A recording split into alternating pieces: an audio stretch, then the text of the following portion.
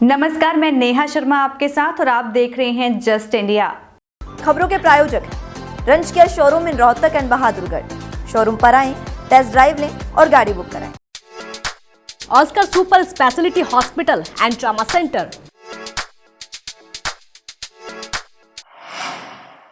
मुख्यमंत्री मनोहर लाल ने प्रदेशवासियों को हरियाणा दिवस की शुभकामनाएं दी है।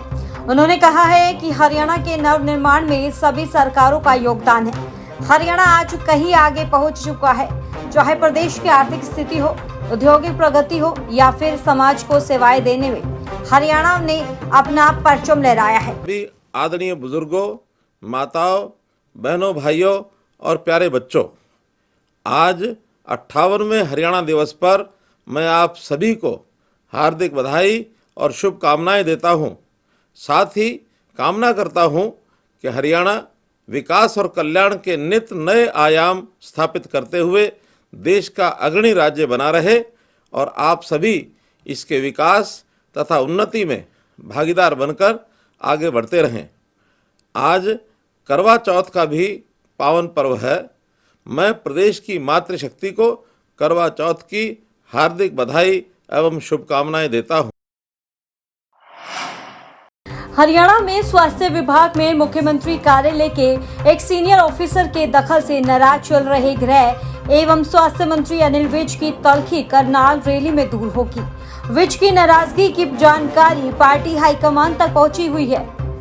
चर्चा यह भी है कि शहर के सामने विज अपनी बात रख सकते हैं, हालांकि इसकी संभावनाएं कम ही दिख रही है और इसकी वजह यह भी है कि इस सम्मेलन में मुख्यमंत्री मनोहर लाल खट्टर के साथ हरियाणा के सभी मंत्री विधायक मौजूद रहेंगे। करनाल के सेक्टर 4 में 2 नवंबर को अंत्योदय महासम्मेलन में केंद्रीय गृह मंत्री अमित शाह पहुंचेंगे। कार्यक्रम को लेकर डीजीपी शत्रुजीत कपूर ने पुलिस अधिकारियों के साथ आईजी दफ्तर में बैठक की और सुरक्षा प्रबंधों का जायजा लिया। डीजीपी ने कहा है कि कार्यक्रम के दौरान अधिकारी और कर्मचारी ड्यूटी में बिल्कुल कोताही न बरते। या कौन चला रहा है, अब जो चला रहे हैं इसका जवाब भी उनको ही देना है, मुझे तो मालूम नहीं इस बात का।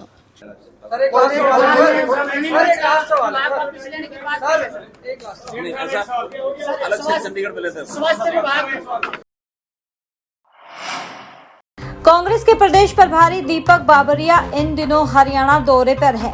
वो अलग अलग जगह जाकर कार्यकर्ताओं से मुलाकात कर रहे हैं, मीटिंग ले रहे हैं। पार्टी और संगठन को मजबूत बनाने के लिए नेताओं और कार्यकर्ताओं को राजनीति के गुर भी सिखा रहे हैं। कुछ दिन पहले भी वो करनाल थे और आज जब वो वापस दिल्ली जा रहे थे तो करनाल के कर्ण लेक पर एक महिला नेत्री ने कुछ महिलाओं को प्रदेश कांग्रेस प्रभारी दीपक बाबरिया से मिलवाने के लिए समय मांगा। वहां मीटिंग का समय तय हुआ। वहां कई नेता प्रदेश प्रभारी दीपक बाबरिया से मिलने पहुंच गए। मीटिंग शुरू हुई थी। एक नेता और पूर्व विधायक राकेश कंबोज खड़े होकर बोलने लगे कि हमें न्योता नहीं दिया गया। सिर्फ इतना कहना था। दीपक बाबरिया को इस बात पर गुस्सा आया और उन्होंने जमकर खरी खोटी उस नेता को सुनाई। यहाँ जो कोई भी कांग्रेस वर्कर जो कुछ भी प्रोग्राम करता है वो अपने साथ जिसको भी जोड़ना चाहता है तो वो जोड़े, और जो है सबका अधिकार है। आप भी इंदिरा जी के देना चाहते तो आप भी प्रोग्राम कर लेते समय। आज 1 नवंबर हमारा फैसला था कि भाई 1 नवंबर से पार्टी के अध्यक्ष चौधरी उदयभान जी और मैं शुरुआत करेंगे और पूरे हरियाणा में जाएंगे। 90 हलकों में कभी कहीं ये कार्यक्रम हमारा चलेगा। तो शुरुआत करने का भाई जो है आज रादौर से हमने शुरू किया है।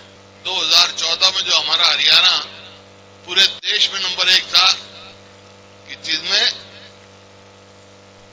प्रति व्यक्ति आय में, प्रति व्यक्ति निवेश में, नौकरी देने में, कानून व्यवस्था में नंबर 1 था, आज 17वें नंबर पर पहुंचा। हमने तो कह रखा है कि हमारी सरकार, कांग्रेस की सरकार आएगी तो भाई बुढ़ापा पेंशन 6,000 रुपए करेंगे हम, 6,000 रुपए। गैस सिलेंडर, सब गैस पे रोटियां बनाते हैं आजकल।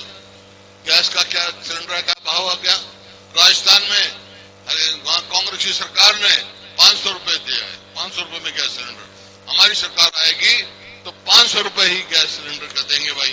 गन्ने का भाव 450 रुपए क्विंटल हमने मांग करता हूं। मैं सरकार से भी मांग करता हूं कि 450, अब 1-2 दिन में अनाउंस करेंगे, कम से कम 450 रुपए प्रति क्विंटल। हरियाणा के फरीदाबाद स्थित सेक्टर 12 कोर्ट कार्यालय में बनी पार्किंग के अंदर सीट लगाने को लेकर पुलिस और वकील आमने सामने हो गए। इस दौरान पुलिस और वकीलों में जमकर कहासुनी हुई, जिसके चलते मौके पर भारी संख्या में पुलिस बल और प्रशासनिक अधिकारी तैनात रहे। वकीलों का कहना है कि पार्किंग के अंदर बैठने के लिए सीट बनाई जाए।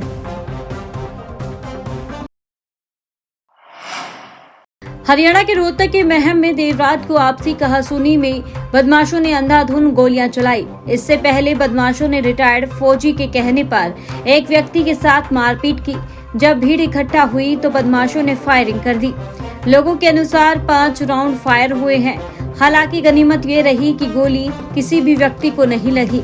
इसके बाद बदमाश अपनी कार को मौके पर ही छोड़कर फरार हो गए।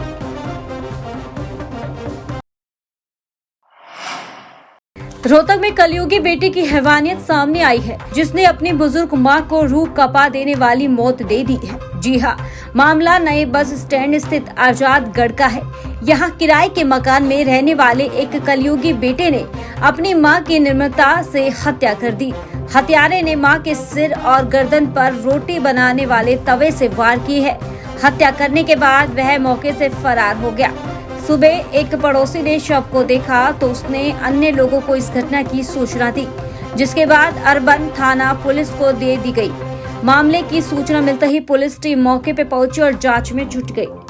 आज रात को सूचना मिली थी कि आजादगढ़ में जो एक औरत है कांता, वो किराए के मकान में अपने लड़के के साथ रहती है और सूचना ये प्राप्त हुई थी कि उसके लड़के ने उसकी हत्या कर दी है। जिस सूचना पर प्रबंधक थाना मजिस्ट्रेट रोहतक और मैं चौकी इंचार्ज मौका पर पहुंचा था। जाकर देखा तो वहाँ एक औरत मृत अवस्था में पड़ी हुई मिली है, जिसकी शनाख्त कांता पत्नी महेंद्र वासी अमृत कॉलोनी रोहतक के रूप में हुई है, जो आजादगढ़ में किराए के मकान पर रहती थी अपने लड़के के साथ। क्या हथियार प्रयोग किया गया इसमें? अभी तक प्रारंभिक जांच में तो ये कुछ नजर आ रहा है कि वो लोहा की कोई चीज से मारा गया है। बाकी आरोपी की गिरफ्तारी के बाद ही, उसके खुलासे के बाद ही पता चल पड़ेगा क्या चीज उसने मारी। तो कहाँ तक पहुंची है जांच में पुलिस अब तक? जांच में अभी तक ये है कि वारसन आए हैं, मुकदमा दर्ज कर दिया था। वारसन आने के बाद अभी इनके बयान लिखे जाएंगे।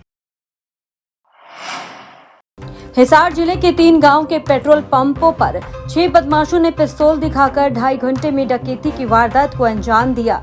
बदमाश दिन में स्वाहड़वा के पेट्रोल पंप से 10,000 रुपए, धीड़वास पंप से 2 लाख और पावड़ा के पंप से 1,62,000 रुपए ले गए। वहीं पावड़ा गांव के पेट्रोल पंप से वारदात कर भाग रहे बदमाशों की कार को रुकवाने का प्रयास किया तो उन्होंने संचालक की कार में टक्कर मार दी और फायरिंग कर फरार हो गए। इसके अलावा ढोबी गांव के एक घर के बाहर भी फायरिंग की। घटना की सूचना मिलने पर पुलिस अधीक्षक मोहित हांडा ने घटना स्थलों का जायजा लिया। बदमाशों के चेहरे पंप पर लगे सीसीटीवी कैमरे में कैद हो गए और पुलिस अधिकारियों का दावा है कि आरोपियों की पहचान कर ली गई है। जल्द ही उन्हें पकड़ लिया जाएगा। पुलिस की 5 टीमें दबिश दे रही है।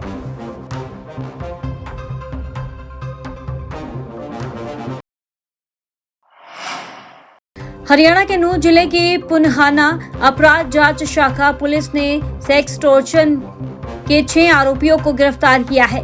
आरोपी लोगों को वीडियो कॉल कर उनकी अश्लील वीडियो रिकॉर्ड कर उसे वायरल करने की धमकी देकर ठगी की वारदात को अंजाम देते थे। पुलिस ने इन आरोपियों के कब्जे से 9 मोबाइल फोन और 11 फर्जी सिम कार्ड बरामद किए हैं। निरीक्षक संदीप मोर प्रभारी अपराध जांच शाखा पुन्हाना ने मामले की जानकारी देते हुए बताया, आरोपी फर्जी मोबाइल नंबरों से व्हाट्सएप अकाउंट का प्रयोग करके भोले भाले लोगों को झांसे में लेकर चैटिंग कर रहे थे। वो लोगों की अश्लील वीडियो बनाकर वायरल करने का भय दिखाकर सेक्सटॉर्शन करके लोगों से रुपए ठगकर अपनी फर्जी फोन पे और गूगल पे अकाउंट में रुपए डलवाकर ऑनलाइन ठगी कर रहे थे। पलवल में नाबालिग से चाकू की नोक पर छेड़छाड़ कर रेप का प्रयास करने का मामला सामने आया है। विरोध करने पर जान से मारने और अश्लील फोटो सोशल मीडिया पर वायरल करने की धमकी दी है। महिला थाना पुलिस ने पीड़िता की शिकायत पर 2 सगे भाइयों के खिलाफ कई धाराओं में केस दर्ज कर कार्रवाई शुरू कर दी है। महिला थाना प्रभारी सुशीला देवी के अनुसार मामले में थाना अथीन थाना अंतर्गत एक गांव की रहने वाली नाबालिग ने शिकायत दर्ज कराई है कि आरोपित पवन और राहुल उसके साथ रास्ते में आते जाते छेड़छाड़ करते थे। आरोपित कहते हैं कि उनके पास पीड़िता की आपत्तिजनक तस्वीरें हैं। आरोपित इन्हें सोशल मीडिया पर प्रसारित करने का भय दिखाकर उसके साथ छेड़खानी करते हैं। आरोपित उस पर संबंध बनाने का भी दबाव बनाते हैं।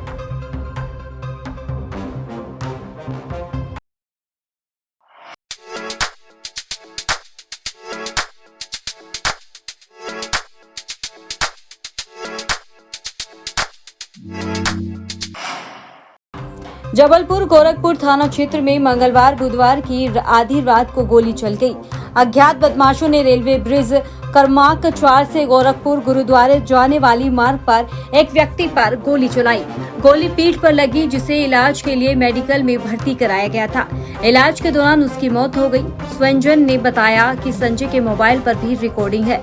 इस हमले को चुनावी रंजिश से जोड़कर देखा जा रहा है। आपको बता दें कि संजय भाजपा से जुड़े हुए थे और चुनावी प्रचार में भी जाया करते थे। घटना की जानकारी लगने पर बड़ी संख्या में मेडिकल अस्पताल के बाहर परिचितों की भीड़ जमा हो गई। पुलिस ने इस मामले में जल्द आरोपी को पकड़ने का दावा किया है। खबरों में फिलहाल इतना ही। देखते रहिए जस्ट इंडिया। नमस्कार।